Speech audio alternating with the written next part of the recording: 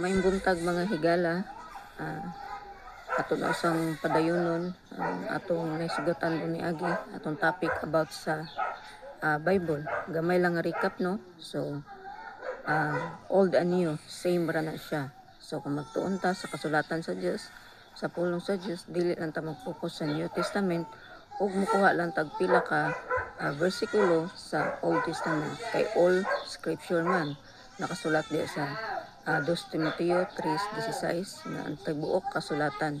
So mura to kung gisulti nga ang uban ingon nga lain-lain og Bible, Bible na nila, pero klaro lang mga kaisunan managsama ra ta og Bible.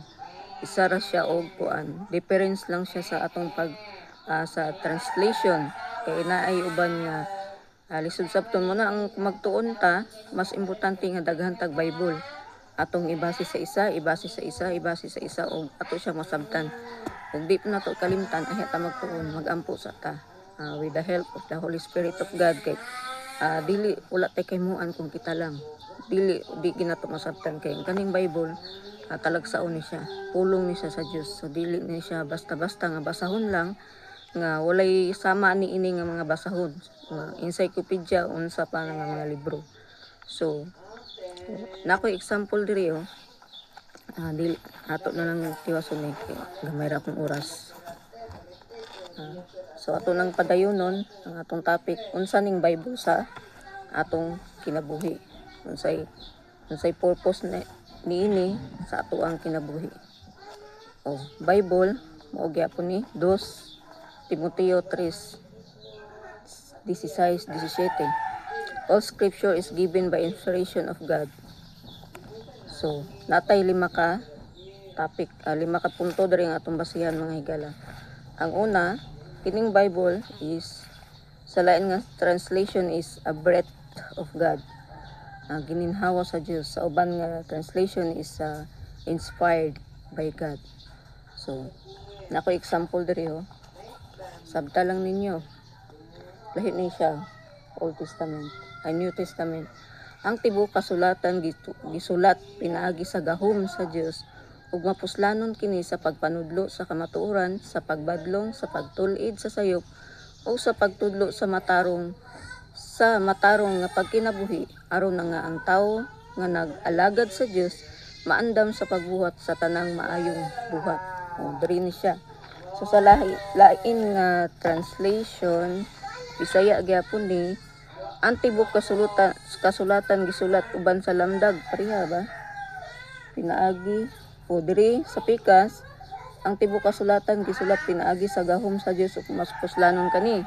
Kini ang tibuok kasulatan gisulat uban sa lamdag gikan sa Dios ug mapuslanon alang sa pagtudlo sa kamatuoran. So sa managsama ra sa mga higala, lahi lang ang pagkasulat grammatically, pero managsama ra siya og buot ipasabot.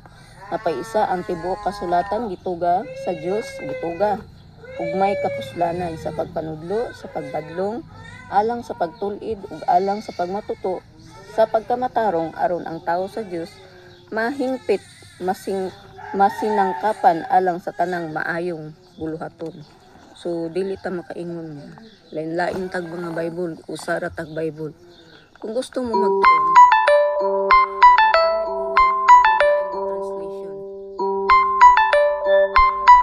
cellphone, alas 8 na daw.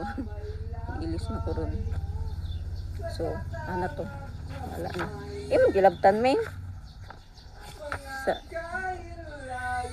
tap sa narada ano ko gilabtan mo. So all scripture, no? So dili ta makaingon nga old and new na lang ta karon. So sama ra na siya sa atong Dios. Gatuo man ta mga Christian, dili tanan. Trinity kami tuo sa among pagtulunan, nagtuo mi sa Trinity. God the Father, God the Son, God the Holy Spirit is one God. Lain-lain sila og rule, pero same supremacy, same one as God. So sama gyapon ni ana atong Bible mga kaigsunan. Sa tay Old Testament, New Testament. So pareha ra sila og supremacy, pareha ra sila og rules atong kinabuhi. Sama ra sila nga pulong sa Dios. Usara na sila partner na sila, kung sa last na kong gisulti, manag-asawa ang bana ug ang asawa, di pwede ang bana mo taas sa asawa, di pud pwede nga ang asawa mo taas sa bana. Lain-lain sila rule sa kinabuhi sa isip usa ka pamilya, pero managsama ra sila ug kataas level lang na sila. So muna siya no. So padayonon na to. Number 1 na to nga punto, Bible is a breath or inspired by God. Muna to siyang 2 Timoteo 3:16. Og unsa ning siyang Bible? Naadri mabasa sa 2 Peter 1:20 ug 21. Understand this first, that every prophecy of Scripture does not result from one's own interpretation. For prophecy was not conveyed by human will at any time. Instead, holy men were speaking about God while inspired by the Holy Spirit. So, isa po na siya karason. Ingana po na nga akong hunang-huna sa unang mga panahon. Magbasa mo tag-Bible nga tao ra may gasulat ana, di ba? Mga kaigsuunan kong Kristiyano ka, sumusunod ka ni Kristo. So si Kristo, Diyos, pulong maning. Wala naman si Kristo sa ato aron physically, pero naay nagpadayon na siya gipabilin, Holy Spirit o kaning iyang pulong. So kaning pulong sa Diyos, importante ni siya nga ato masabtan. Kay kasagara karon di nang basa kay tao ra may gisulat na. Kung tao may gisulat ngano mo basa ta na. Tao ra may gabuhat-buhat ana. So atong klarohon diri mga higala. Bible ang atong paistoryahon. Isip usa ka Christian kay Christian man ta. So naa diri sa 2 Peter 1:20 og 21. Nagaingon 20. Labaw sa tanan timan-i gid ninyo. Kini ang tanan nga nahisulat sa kasulatan dili kaugalingon. Timan-i ninyo. Tanan nga nahisulat sa kasulatan dili kinaugalingon nga pagsabot sa mga propeta. Kay mo inyong giingon mga taura, mga propeta taura man gina sila. Tungod kay wala sila magsulti sumala sa ilang kaugalingon una, kundili gigamhan sila sa Espiritu Santo sa pagsulti sa pulong sa Dios. So daghan tag mga propeta sa unang mga panahon, sa old hantod na sa new. So nganong nagkatugma man tanan, wala sila mag-abot kay lain sila og mga year na pag-abot, pero nagkatugma tanan tungod kay isa ra ang nagmando kanila. Muna siya nga dili ta makaingon nga makasulti ta nga tao lagi, pero tao nga minanduan sa Espiritu Santo sa Dios. So gigamit lang sila. Bisag kinsa pwede gamiton sa Dios bisag sa atong panahon karon. So sa lain nga translation, kinahanglan inyong mahibaluan kini una sa tanan nga walay propesiya diha sa kasulatan nga arang kahimuan sa kaugalingon nga pagpanabot. Tungod kay walay may propesiya nga miabot pinaagi sa kabubuton sa tao, hinanua minanduan sa Espiritu Santo na nagpanulti ang mga balaang tao sa Dios. So klaro mga higala. Una nga punto, Bible is a breath of God and inspired. Ang kaning breath of God, lahi ni siya nga translation na sa akong cellphone. Catholic Bible akong gi-download. So Bible lagi po na siya mga higala. Sa nga Bible atong basahon, aron lang masabtan na to. Kung gusto ka magtuon sa kagalingon, pagbas dagpila ni kapag ng Bible diri sa 2, 3, 4, 5, 6, 7, 7 ka. So magbasa ko magkatag ng mga Bible, itanaw na ko ang translation kada books. So muna nasabtan ako nga managsama ra gid siya o buot ipasabot. So ang ikaduhang punto, ang unang punto, ang Bible breath inspired by God. So di ta makaingon nga sinulat lang ni siya og tao. Muna siya i-rule sa Bible sa atong kinabuhi. Ikaduha nga punto, ang Bible, ang Bible matuod og kasaligan. So matuod gyud gini siya higala og kasaligan. Di sama sa imong uyab, di na masaligan. Joke lang. So basahan na to diri sa Psalms 119, 160. Thy word is true from the beginning. Ang imong pulong matuod gyud sukad pa sa sinugdanan, and every one of thy righteous judgment endured forever. Sa matag usa nga pulong matuod gyud kini ug lungtad sa kahangturan. So malangan man tang sikog ug kabaning Psalms 119 diri sa atong Bisaya atong basahon. Ang kamatuoran sa Bisaya, kamatuoran mao ang natingban sa imong pulong ug ang tagsa-tagsa sa imong matarong nga tulumanon nagapadayon sa walay katapusan. So true og kasaligan. Napay isa atong gitugang sa John 17:17, sanctify them in the sanctify them in the truth, your word is truth. Balaan na sila sa imong mga pulong, ang imong pulong balaan. Proverbs 35, every word of God proves true. Matag pulong sa Dios nagapamatuod nga kani tinuod. He is a shield to those who take refuge in him. Siya ang taming sa tanang mudangop kaniya. So daghan pa na di ay higala. Gamay lang ni akong gipanguha. So ikatulong punto nato mao ang the Bible's purpose. So ang una, God breathed, inspired. Ikaduha, Bible is matuod og kasaligan. Ang ikatulo, Bible's purpose. Unsay purpose ang Bible? Nasulod ba sa una unsay purpose natay tulo gyapon diri ka verse nga atong basahon. Una, Romans 15:4. Whatever was written in former days was written for our instruction. That through endurance and encouragement of the scripture, we might have hope. So, klaro ko mga higala, no? Whatever was written in the former days. So, lain-lain gapon ni siya og mga translation. Romans 15, unsa may nahisulat ni aking mga adlaw, kini gisulat para sa atong unsa man ni Bisaya sa instruction. Through endurance, mapadayunon ug encouragement for the scripture. Gina-encourage ta mo ito tong inspired. Roma 15:4. Dira Bisaya para klaro.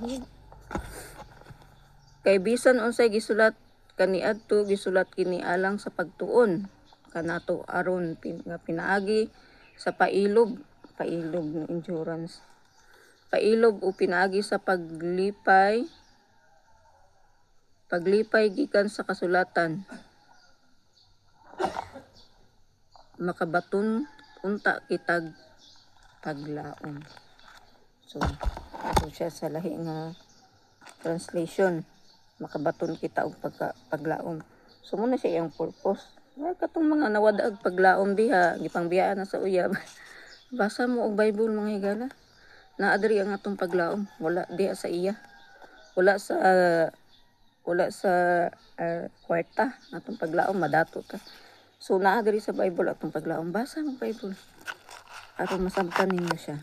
So ikatulong nga Bible verse, Psalms 119, 105. Your word is a lamp to my feet and a light to my path. So ang imong mga pulong kahayag sa akong mga tiil. So ug suga sa akong agianan. May galang nangangit-ngitan mo diha, basa mo Bible. Kay mo na siya purpose sa Bible. Para sa tao ni siya, dili ni siya para sa mga hayop kung sa diha nga anak takamahal sa Dios. Ikaupat, Hebrews 4:12. For the word of God is living and active, sharper than any two-edged swords, piercing to the division of the soul and spirit kanimo lala nga pulong. Hebrehanon 4:12. Ay dala kay ubukab sa tag 4:12. Kani kay ang pulong sa Dios buhi. So buhi ni siya mga higala, di ni siya basta-basta nga libro. Og nagalihok sa gamhanan. Og nga buhi og nagalihok nga gamhanan. Buhi pa, gamhanan pa. So munang magbasa ka Bible, dili siya basta-basta. Trust me, try on your own. Pagbasa kay ang bala ang espiritu muna nga ang Bible dili na to basta-bastahon. Balaan ni siya. Di niyo itamang-tamangan sa gunsaon ninyo balaan na huli ni siya ang Bible. Atong padayonon labi pang mahait kaysa espaday duhay sulab. Okay? Duhay sulab mga higala. Ug modulot ngadto sa gitagbuan sa kalag ug sa espiritu. Dulot gitagbuan sa kalag sa espiritu, mga lutahan o sa mga kauyukan, sa mga lutahan, mga joint kauyukan, pinakailalom na gyud sa itong mga umutugkad sa mga huna-huna ug sa katuyuan sa kasing-kasing. Ug ito nang mapinga mo, mapinga o ambot, mapinga ba mo guwa. Yan uban nga dungol man kay baglungon man kay na siya. Nakapatay man siya gikan lo prisuhan ingani mo na. Anong nausab? Mapinga ka mga higala. Tungod kay nagbasa sila sa pulong sa Dios, so naagi kausaban sa imong kinabuhi kay ang pulong sa Dios buhi o gamhanan nga magalihok sa imong kaugalingon. Kung mabasa ka Bible, na siya kay pulong man isa sa Dios. Kung dili ka makadalag Bible sa matag adlaw tong kinabuhi. Kita langaw ni akong iring. Ano gilab diri? Payo de, guba nang akong kuan. Baso. So, kay buhi ni siya mga higala, dili ni siya basta-basta. Nga ato na lang pasagdan, isang at sa kilid gibug-abugan. Muna siya purpose sa Bible. So napay ato nang modritso na ta sa modulot. So unsa tong una, God breathed or inspired. Ikaduha, matuod og kasaligan. Ikatulo, sa iyang purpose. Una siya, ang purpose niya para ni sa tuwa, paghatag atong paglaom, paghatag og suga sa atong mga gianan. A living, the word of God is a living, hait pa, sharper than the any two-edged sword. Duha ka buok sulab. So padayon ta sa ika-upat nga punto. Ika-upat na punto mo na ni warning about adding and taking away. Mao pud ni sagara hindi pang awayan sa mga Kristiyano to kay dungagan na uban dungagan na uban kuangan. So dako na siya nga sayop. Dako pud na siya nga sala. Dako na siyang insulto sa Dios. Natay duha lang diri ka verse atong basahon. Duha ka versikulo, Revelation 22:18-19. If anyone add to them, God will add to him the plagues described in this book. And if anyone takes away from the words of the book of this prophecy, God will take away his share in the tree of life. So, dili sayon mga hiyala. Dili maayo.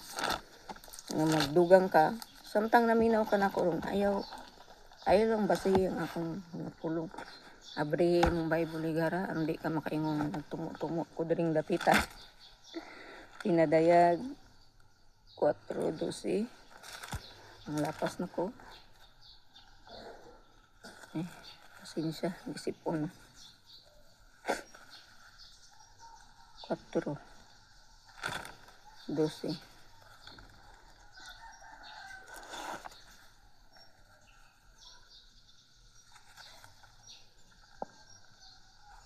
Ano man ko? Nawa na ko.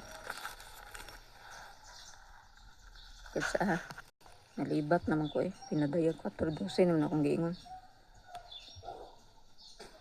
Revelation day. Kung kita naon sa ibabaw. Revelation 22. Pinadayag 22. Sa may oras. 22. 18 o 19 dira pinakalas man ni sa Bible. Akong pasidaan sa katong mga nagdugang og nagakuwang. So di ta magbasta-basta tumutumog istorya labi na sa social media. Kanang may mga debate, mag-comment ta. Una ako sa tanang mga debate, hilom lang ko. Maminaw lang kung basta lag-comment, reaction. O lisod kayo mag-explain. Labi na sa mga tao nga wala gatuon sa pulong sa Dios o dili nibanan sa Holy Spirit. Kaya kung magtuon ka, tuduan ka sa insaktong kaalam sa Dios. So dili ingon nga kung sa debate manggod ang atong kaugalingon na atong gipataas, dili na ang Dios. So inay nga ang Dios atong ipataas, ning taas ang atong kaugalingon tungod sa pride.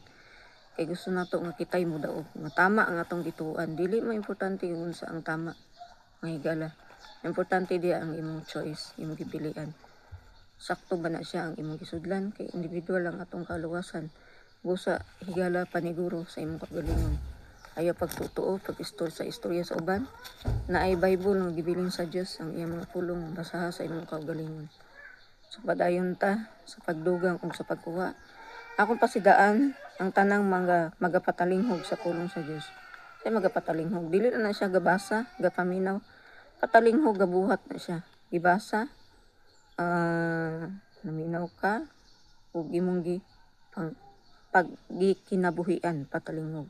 Tuman ka sa mga ang akong pasidaan ang tanang nagapatalinghog sa mga pulong sa propesiya ni ining basahona kung adunay magadugang niining bisan usa ha, kaniya igadugang sa Dios ang mga hampak nga gihisgutan ni ining basahona. Daghang mga hampak gihisgutan diri ug kung adunay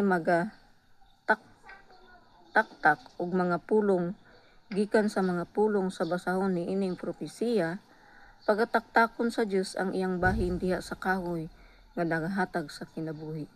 Ug diha sa balaang syudad nga gisgutan ni ining basahona. So basa mo Bible higala aron makasabot mo unsa ning balaang syudad ug unsa ning bunga sa kahoy nga nagahatag og kinabuhi. So pagataktakon wala na tay paglaom sa langit higala. Hulaon ang itong bunga dito sa kahoy nga naghatag kinabuhi. So dili day maayo nga magdugang ang atong kuan kay bisag si Jesus ni sulti bisan tulpok dili ka makakuha ni ano. So atong padayonon mubuon lang kay gamay na lang gid akong oras simba pa man ko. Deuteronomy 4:2 You shall not add to the word that I command you, nor take from it. Daghan pa na diha. Pila lang niya akong gikuha. Kay summarize raman ni. So, padayon ta diri sa pinakalas. Atong ikalimang punto. Limang na ikapunto. God breathed or inspired by God. Matuod o kasaligan. Ikatulo, ang purpose sa Bible sa atong kinabuhi. Ikaupat, ang warning niini. Warning. Ani mga warning sa magakuha o magadugang sa basahon. Ani ining mga pulong sa Dios. O katong last, enduring forever. Magalungtad sa walay katapusan. So Isaiah 4:8 The grass withered. Sa maning akong sulat di mo klaro. The flowers faded, but the word of our God will stand forever. So atong basahon sa Bisaya ay gala para masabtan. Akong English yung taon, English Karabaw po. Di man na mag-matter ang Ginoo sa atong kuan. Kaalam ng kalibutanon. Ang iyang gipangayo kaalam sa iyang mga pulong 14. Lapas na ko. 40, versikulo 8. Ang balili dali. Ang balili nagakalaya, ang bulak nagakalahos. Apan ang pulong sa Dios nagapabilin sa walay katapusan. So, nagapabilin sa walay katapusan, mga higala. Mga laya ang mga bulak, ang mga sagbot, pero ang pulong sa Dios magapadayon sa walay katapusan. Padayon ta, Mateo, last nga verse ani, kay nagkuha ra kog mga pila ka lugas. So, daghan pa na diha kung inyo nang sutaon. Mateo 24:35. Mateo 24:25.